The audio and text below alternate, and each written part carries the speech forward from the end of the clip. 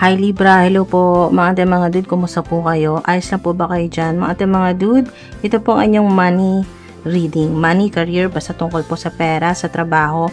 May trabaho ka man o wala sa ngayon, nagkahanap or nag-iisip po ng bagong business ventures or idea para po sa inyo pong online platform, sa mga creators, content creators. Yan po, kung ano man po yung ginagawa po ninyo, negosyo, ano man po yung profession po ninyo, naghahanap po kayo ng bagong pagkakitaan. Ito po ay money, basta tungkol po sa pera. Libra, so divine beings, fine highs, white light. Pwede po ba kaming makahingi ng advice? Yan po. Mensahe para po sa mga Libra. Pera. Money, money, money. Yan po, mga dude. Exchanging gifts from silip. Maring iniisip mo saan naman manggagaling yung regalo na yon, pero unexpectedly makakatanggap ka. At magandang mensahe. Oh wow, milk and honey, 'di ba? Wow. Divine Universe. Maganda to, napakaswerte po ninyo. Sa ilan mga dude na naniniwala na magiging maswerte ka talaga. At hindi lang maswerte, blessed ka talaga kasi para sa iyo talaga yung milk and honey na yan. Mari nakita po ninyo rainbow, confirmation po yan. 555, 111, 1111 or 51 ka na, magpi-51. The tribe, so nandiyan na yung tulong, malapit na, no? Yung inyo pong soul tribe, soul family, yan po. Kahit hindi nyo po kadugo, yan po ay mga taong talagang may malasakit sa'yo, yung tutulungan ka, maaring sila din yung kasama mo noon sa mga dati mong buhay kasi 8 to eh. So, maaring meron pong soul tie, soul connection talaga kasi nga, katribo mo sila eh. Okay? Mga talagang nagmamahal sa'yo ng totoo, unconditionally. Yan po. So, matatagpuan, makikilala, magkakaroon ka na ng connection. Yan po, sa soul tribe, soul family po ninyo. Alright? Not for you. Not for you. Okay. Confirmation sa ilan na kung ano yung nasa isip mo ngayon, kung ano man yung tinatanong po ninyo na ang sagot ay para sa'yo ba talaga or hindi, ang sagot sa'yo, not for you. Okay? Kasi merong parating sa'yo na talagang para sa'yo. Milk and honey. Okay, mga dude. Sinasabi dito ay orchestrated na talagang para sa'yo. At may tulong, may mga tulong na talaga mula sa inyong soul tribe, soul family. Wow. Pwedeng literal na may makakatulong sa iyo na family member or family members. Magbabago yung sitwasyon po ninyo. Magandang balita po yan mga dude. At confirmation or clarity na rin, lalo na sa mga dude sa naguguluhan na tama ba to? Para sa iyo ba talaga to? Not for you ang sagot. Para sa ilan, alam mo kung para sa iyo itong mensahe na to. Dito naman sa ilan ay abundance, prosperity. Diba? Helpful people. OMG. Sobrang synchronized, diba? Helpful people. Sinasabi ng mga ancestors po ninyo, ng mga divine beings, na sila rin yung mga nakatulong sa iyo sa mga dati mo pang buhay. Kasi may soul ties or soul connections. Yan po. Mga nakasama mo na sila noon sa mga dati mo pang buhay, sa ibang timeline, multi-universe, ganyan po. So, nakasama mo na sila. At sa bagong timeline ngayon, present, ay makakasama mo na ulit sila. Yehey! So, masayang-masaya po ako para sa inyo mga dude kasi ang ilan po sa inyo ay solo. Okay? Talagang ikaw lang ang gumagawa ng paraan, ikaw yung naghahanap buhay, ikaw yung nagpapakahirap. Yan po, breadwinner sa ilan. So, take action. Yan na. Take action. Kung ano may idea mo ngayon, gawin mo na yan kasi talagang, pwedeng bago mo gawin ay ikonsulta mo sa mga anghel, sa mga divine beings, kay God, kay Jesus Christ, sa mga archangels, sa mga ancestors, spirit guides, ganyan po. Mga dude. Don't stop, 'di ba? Don't stop. Kung ano yung ginagawa mo, huwag mong tigilan, huwag mong ihinto. Yan po. Maaari din kasi sa ilan naghihintay ka eh. Naghihintay ka. Or may hinihintay ka. May hinihintay ka na mga taong makakatulong sa'yo. Or may hinihintay ka na pwedeng vehicle ito o paraan kung paano ka makakalusot sa problema, makakalabas sa problema, or makakarating sa lugar na kung saan ay mas magiging abundant ka. Meron kang bubuksan na pinto na dun ka dadalhin, or pinto ito o portal na dun ka dadalhin sa mas magiging maayos na yung sitwasyon mo, or mararanasan mo din itong milk and honey. Lalo na po makita po ninyo 888, OMG, plate number, house number, cellphone number, meron po kayong ganyan. Pwedeng kahit saan po, no, sa cellphone number po ninyo, basta meron pong number 8, meron kayong number 6, 111, may number 1 or 5, or 55. Protection. Whee! Wow! Pinoprotektahan kayo ng mga ancestors po ninyo, ng soul tribe, ng soul family po ninyo, ng mga angels, protection, pentagram, may kinalaman din sa pentagram. Oh, magic circle. Wow, magic circle. Ngayon ko lang na-receive yung ganitong klaseng mensahe.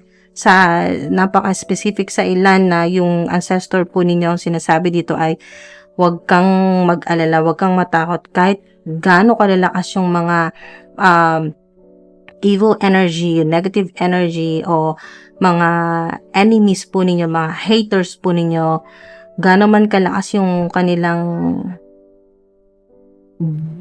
darkest yung pinakamadilim na kapangyarihan nila, ewan, bahala sila dyan.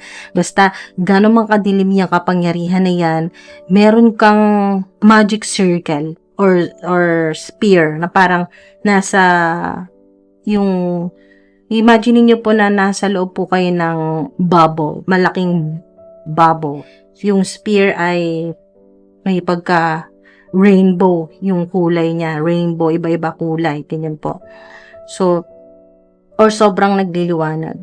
Nasa loob ka ng magic circle or ng bubble, ng spear, basta bilog, ganyan po. Or maaari din po sa ilan na yung ancestor po ninyo, meron po siyang kakayahan na yung pag meron siyang binilugan, nasa gitna siya ng bilog, na meron pong pentagram na symbol, at meron siyang mga nilalagay na kandila sa paligid.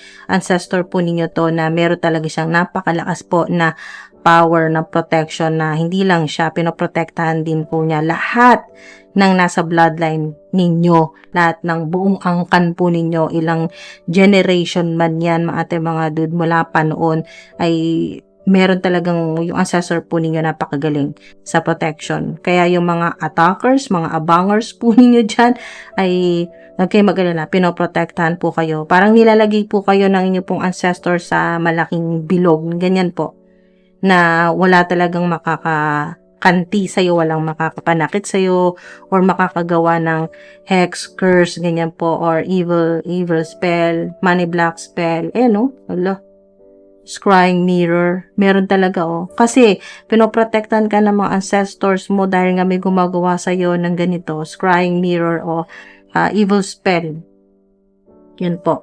Curse na ginagamit po ay salamin. Maari din po na meron po kayong random lang po na may madaanan kayo, may makita kayo sa social media, or yung kahit sa physical po na store, or yung mga antiques, ganyan po, mga dude, na may makita po kayong or picture, basta may salamin.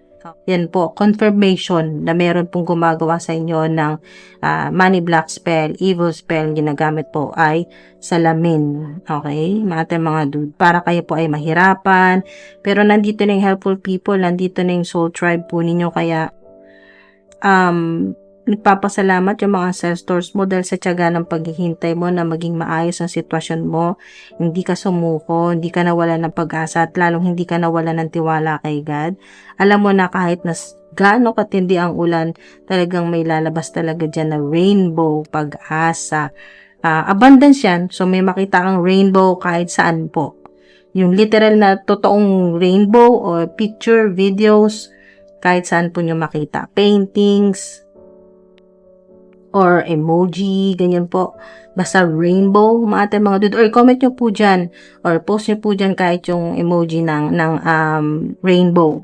Yan po, sign po na nag-a-attract po kayo ng abundance, prosperity, o milk and honey. Masaganang buhay po yan. Earth. Grounding. Yan po. Maaari din po na yung mga ancestors po ninyo ay, ang ilan po sa kanila ay earth sign, or matagal na rin po silang nandito sa earth.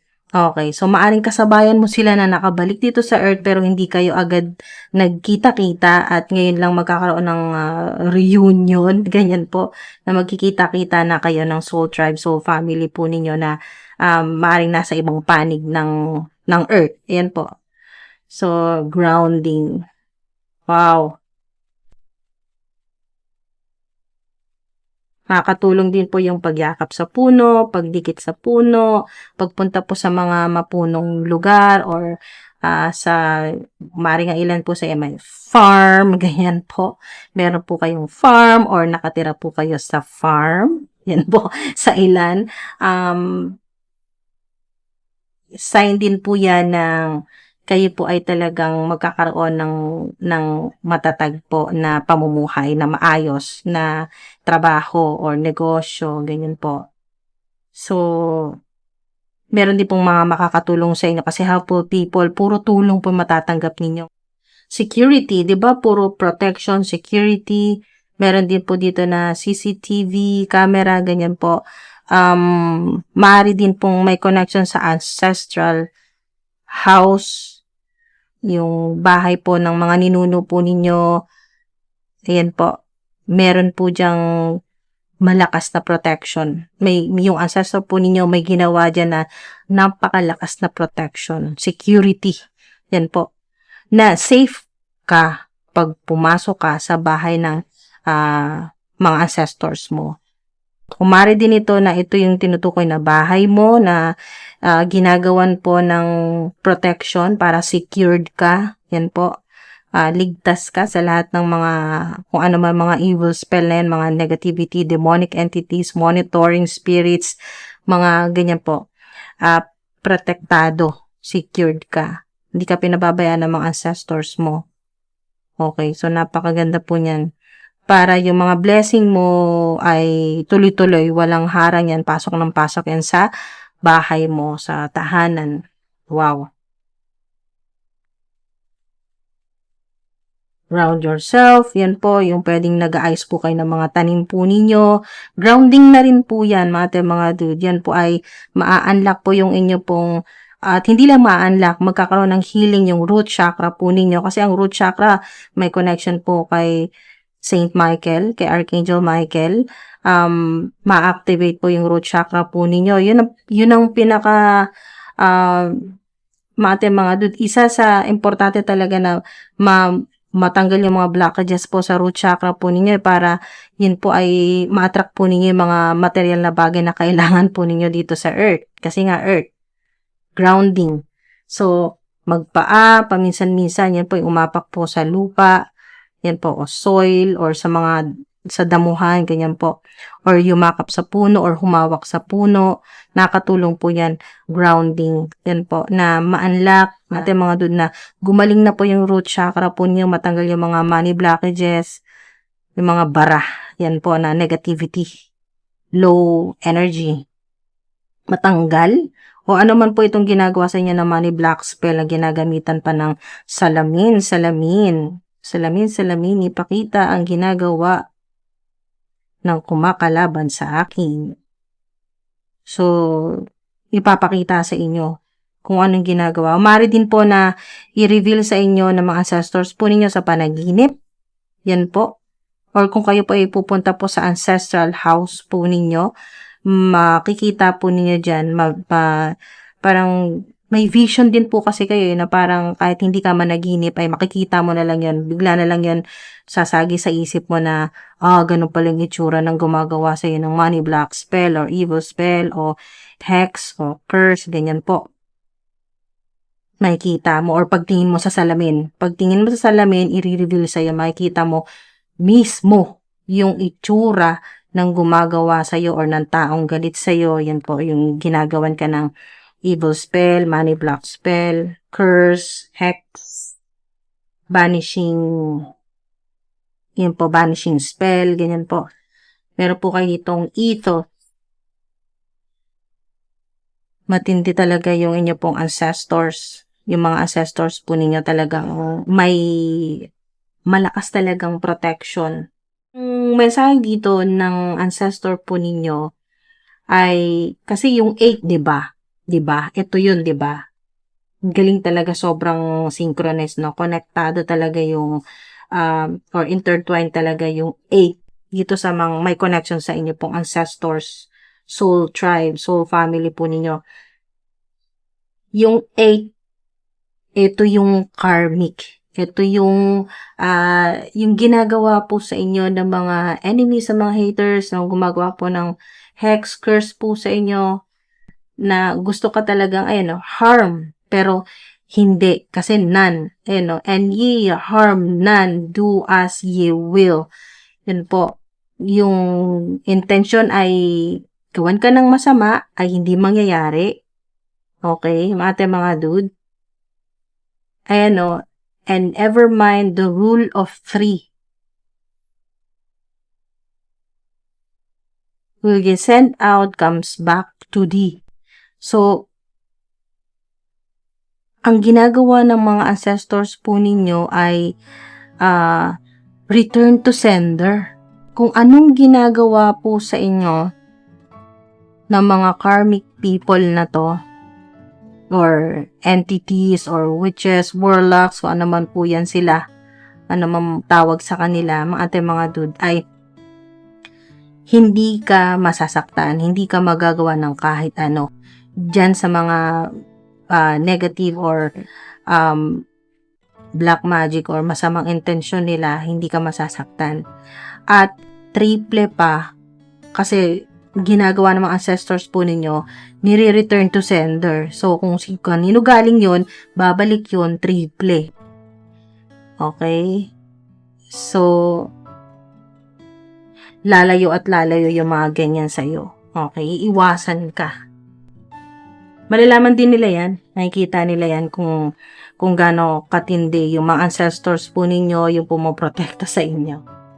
Libra. Ano pa pong dapat malaman or advice po para sa mga Libra? You got a feeling you just can't shake. Okay. That little voice, okay, mga dude, that little voice inside you, listen to that shit. Okay? Pakinggan yan, yung intuition po ninyo, kasi kinakausap, kinokontak, sinusubukan ka talagang kausapin ng mga ancestors mo, or maaari din po na hindi lang itong yung salamin po ay hindi lang portal ito para sa yung mga ginagawa pa ng mga enemies, sa mga haters po ninyo na black magic or evil spell. Pwede mo rin itong gamitin sa kabutihan para naman maging portal o contact mo naman ito, or yung vehicle na sinasabi dito. OMG! Sobrang synchronized. Ito maaari yung tinutukoy dito na tinuturo ng mga ancestor mo na vehicle or paraan paano kanila makakausap. Pwedeng ito na rin po yon, yung salamin. Na pag tumingin ka sa salamin with good heart and intention, kailangan heart, yun ang sinasabi dito, follow this with mind, follow this with mind and heart, and marry ye meet, and marry ye part. Wow! Diba? Pwedeng maging portal para sa ilan na maging paraan ito ng komunikasyon po ninyo. Pwede sa panaginip, pwede rin po sa pag kayo po ay nasa nature, nasa lupa, ganyan po, nasa puno. Pwede po maging vehicle po ninyo o paraan para po makipag-communicate sa inyo pong mga or makausap po yung mga ancestors po ninyo. Malaman po ninyo ano yung mga mas magagandang gawin para po sa buhay po ninyo, lalo na sa career po ninyo, at makaiwas na rin po sa mga black spell or evil spell na ginagawa po ng mga negative people, energy vampires, mga haters po ninyo yan. Kasi wala namang gagawa sa'yo ng ganyan kung mahal ka ng tao na yan. At hindi gagawin yan ng mga lalo-lalo na ng soul tribe, soul family po ninyo, hindi gagawin yan. Yan yung mga negative, mga low frequency po yan. Gumagawa ng mga ganyan. Kasi, hindi kanila kayang harapin or labanan ng patas. Kaya, dyan nila dinadaan sa mga ganyan, mga low frequency, low energy na madilim. Okay? So, hindi naman ganon. Hindi ka naman ganon. So, kung yung intuition mo, yung feeling na yan na nararamdaman mo na pwede palang maging paraan ng komunikasyon din ang salamin, gagamitin mo sa mabuti, pwede kayong yung sinasabi ng ancestor mo dito na pwede kayong magkita, pwede kayong mag-usap, and marry ye meet and marry ye part. Yan po, na pwedeng maging paraan ng komunikasyon ng salamin. Yan po, para sa ilan, na ma-receive mo yung mensahe na pag tumingin ka sa salamin, wala pong wala pong mga magical or wala pong black magic, mga duding. Titingin ka lang, literal na, titingin ka sa salamin, titingnan mo yung mukha mo, ganyan po. At bigla ka na lang makakaisip, bigla ka magkakaroon ng idea na, ito pala yung gustong sabihin sa'yo ng ancestor mo. Yung paraan lang pala ay kailangan humarap ka lang pala sa salamin para magkaroon ka ng idea na, kasi ang sinasabi dito ng mga ancestors mo, kailangan ito makuha mo na tong milk and honey. Yung prosperity, abundance mo na yan eh. So, maaring kinokontak ka nila sa paraan ng, maaring ito yung maging portal, yung salamin. You are loved. Diba? You are loved. You are here for a reason. You are here for a reason. Don't fuck it up. Don't fuck it up. You are here for a reason. Don't fuck it up. So, you are loved. Yung pinapaalala sa'yo ng mga ancestors mo. Baka akala mo wala na nagmamahal sa'yo. Yung puro na lang sila ang iniintindi mo, mga yung wala namang nagmamahal sa'yo, walang nagmamalasakit. Yan ay hindi totoo. Okay? Love. Yan, nalulungkot yung mga ancestors mo, mga guardian spirits mo kasi bihira ka nang tumawa or bihira ka maging masaya. Where the fuck is ang sinasabi dito, where the F is your sense of humor? Kasi talagang yung sense of humor mo ay natural na sa'yo yan eh. Yan po. Ay hinahanap yan sa'yo ng mga ancestors mo, love. Di ka na nila naririnig tumawa. Alam mo ba na pag tumawa ka ay talagang nakakatulong yan na tumaas ang vibration mo, ang frequency mo. Kaya yung gusto mo ay makukuha mo ng mas mabilis pa sa inaasahan mo. Need some effing yoga in your life. Yan po. Yoga sa ilan, sa mga mahilig sa yoga, meditation, exercise, or yung paglalakad lang po, pwede na po yan. Basta kayo po ay, ancient shit is cool. Ancient shit is cool. Yan, katulad po ng yoga or meditation. Ancient na talaga yan, pero makakatulong pa rin naman sa iyo yan. Yan po, mga dude. Dahil maaaring itong yoga ay hindi pa ganun yung term noon sa mga dati pang buhay na kung ano po yung naabutan ng mga ancestors po ninyo. Maaaring ganun na yung ginagawa nila pero hindi naman yoga ang tawag.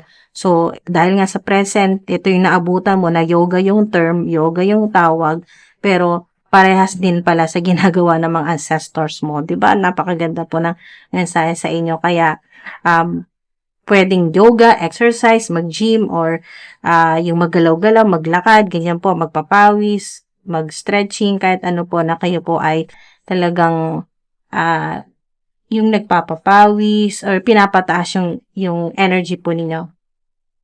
Step away from crazy making diet for a hot second. Kale and spirulina taste like ass. Eat some yummy shit, bacon, chocolate, beer, get some. Yan po. Hindi naman literal na kumain ka ng bacon, ng chocolate, ng beer, uminom ka ng beer. Hindi naman po ganon. Pero pwedeng sa ilan ay makatulong ito sa inyo. Or maring nagkikrave ka dito pero yun nga, nag-aalala ka sa yung diet mo. Masyado kang stricto sa diet mo. So, ngayon ay kahit isang araw lang na pagbigyan mo yung sarili mo na kainin yung kahit anong gusto mo. Okay? Or inumin yung gusto mo. Yan po. Pwedeng literal na ito rin yun or yung iba, kung ano man po yung gusto po ninyo. Yung prefer po ninyo na kainin or inumin. Mga dude, sarado po natin ang reading po ninyo, money reading. Wow. Clearing debts. Yan po. At least makakabayad na or pag ganito, hindi na madedelay yung bayad. On time na po mababayaran. So, yung at least sa ilan ay pag nakabayad ka na sa mga utang, maalagaan mo na yung sarili mo, self-love, mabili mo ang gusto mo kasi wala ka nang binabayaran. Sa ilan, hindi mo man mabili lahat ng kailangan mo, ng gusto mo, at least mabayaran mo na para next month, yan po, or sa mga susunod na buwan, ay mabili mo na yung mga gusto mo talaga. Or maipundar mo na yung mga gusto mong ipundar, ganyan po. Or mapuntahan yung mga gusto mong mapuntahan dahil nga marami ka ng budget. Yan po, malaking budget mo, marami ka ng pera. Kasi ang laking bawas nito talaga sa mga bayarin mo itong clearing debts, yung mabayaran na yung kung ano man po yung mga dapat ninyong bayaran, bills, monthly bills, or yung inyo pong loans, ganyan po. So, mga dude, maganda to. Okay? Marami kayong signs, marami kayong talagang may pahabol sa inyo bago natin isara to, mga dude, no? May pahabol sa inyo. Gusto nyo daw po bang malaman yung angel number po ninyo ngayon? Pwede ngayong araw na to na panood po ninyo, makakatulong po sa inyo. Spiritually, yan po, mentally, physically, emotionally, lalo-lalo na financially. Lalo na po sa may mga debts, loans, utang, ganyan po. May credit cards, may mortgage, ganyan po. So, kung kayo man po ay may mga binabayaran, sa mga walang utang, magko-comment po na walang utang. Yes, naging grateful, salamat, thank you Lord, wala kang utang. Pagpasalamat po natin yan, wala kang utang, wala kang binabayaran. Wow! Yan po, sana ay, yun po, yung maikalat nyo po yung ganyan pong energy. Marami po kayong mahawaan ng ganyang positive or high frequency na walang utang. So, yan po mga dude, nawa ay maging inspirasyon po kayo sa mga tao, sa mga nagko-comment po dyan na may mga hinuhulugan, may loans, may mga utang na binabayaran. Maging inspirasyon po yung mga tao na nagko-comment po na wala silang utang. Masaya po tayo dyan. Para sa'yo, ating dude, yan po ay talagang blessing po yan na wala kang utang, wala kang binabayaran. Napakaganda po niyan, mga dude. At sana ay lahat po mahawaan po ninyo na wala na rin utang, wala nang babayaran. Clearing debts talaga, as in wala nang babayaran at hindi na rin makakautang. Kumbaga, matatapos na yung pangungutang, yung ganyan po yung mga bayarin, wala na. Okay? So, wala nang po problemahin sa ilan. So, kung kayo man po ay may mga utang, yan po, maaring makatulong sa inyo to, angel number. Tingnan nyo po ngayon yung oras po ninyo dyan. Lalo na po sa mga gamit po ng nanonood po dito na phone po yung gamit po ninyo. Yan po. Tingnan nyo po ngayon yung oras. Ngayon na po, mga dude, kahit i-pause nyo po muna tong video na to at tingnan nyo po yung oras po ninyo dyan. Anong oras po dyan ngayon? Alright? So, kung halimbawa po ay 11:43. Okay, 11:43. Okay, dito sa oras ko 11:43. Okay? So 11 Okay, pwede nyo po yan i-search sa, i-search nyo po yan sa internet, 1143. Okay, pwede pong ganyan, 1143. Or pwede po ninyong pagsamahin po yung 11, gawin po ninyong 11, at kasi ang 3 ay 4 plus 3 ay 7. So, 11, 7. Ano din po yun?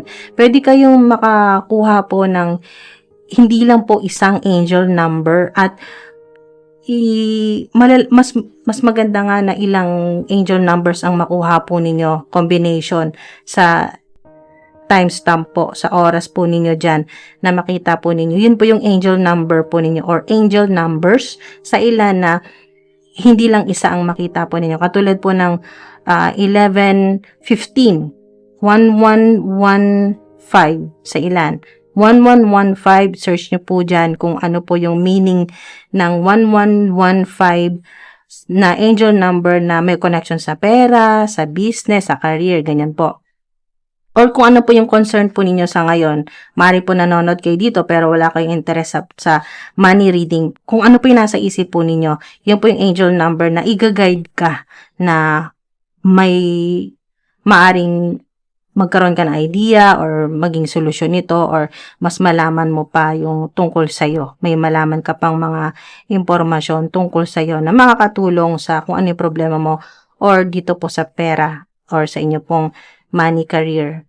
So, kung ano man po yan, angel number, kasi ang 1115, pwede nyo rin po yan na, pwede rin pong i-combine po ninyo yung 11, yung 11, gawin po ninyo yung 11, gawin po yung 11, yung 15, gawin po ninyong 6, kasi 1 plus 5 ay 6.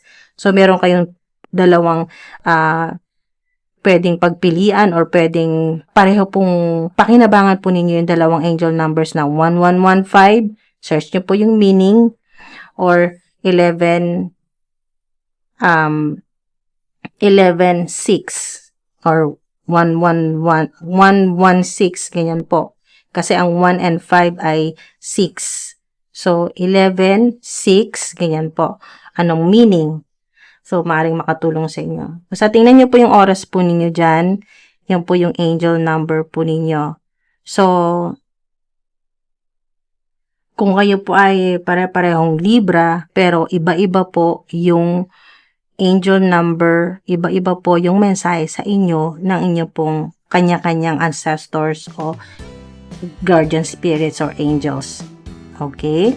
So, mga dude, sana may nakuha po kayo dito kahit paano. Maraming salamat po. Ingat po kayo palagi. Salamat po sa divine time, sa divine energy po ninyo. Thank you po. Ingat po.